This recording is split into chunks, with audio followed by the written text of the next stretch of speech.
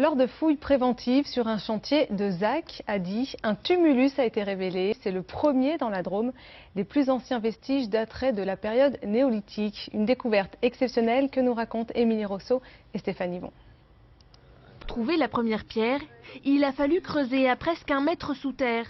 Et centimètre après centimètre, sous les truelles des archéologues, apparaît le premier cercle. Là, on est en présence d'un tertre qui, lui, se compose d'une couronne de petits galets. Hein. Ce type de sépulture, à ma connaissance, n'était pas du tout connu dans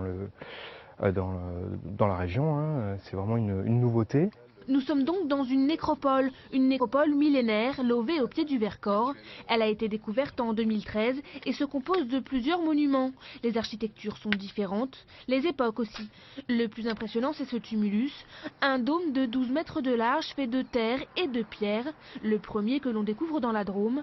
À l'intérieur, reposaient plusieurs squelettes en mauvais état. On imagine très facilement que ce sont des personnages importants pour la communauté qui a édifié ces monuments. Personnages importants, donc ça peut vouloir dire plein de choses. Hein. Ça peut être un personnage religieux, un chef de tribu, de clan. Donc voilà. Après, il faut toujours rester prudent sur l'interprétation des vestiges archéologiques. On n'est vraiment pas à l'abri de surprises. Les questions restent donc nombreuses, mais les fouilles apportent déjà quelques réponses, notamment sur la population qui vivait dans la région il y a plus de 3000 ans. Là, on a donc une zone tumulaire.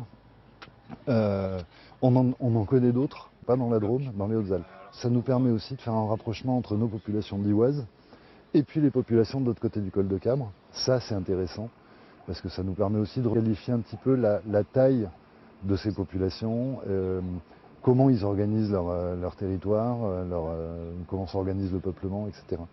Dans quelques semaines, les fouilles terminées, la parcelle sera remblayée. Mais la communauté de communes du Diois réfléchit à en récupérer les pierres et à restituer une partie du site, grandeur nature. Un mot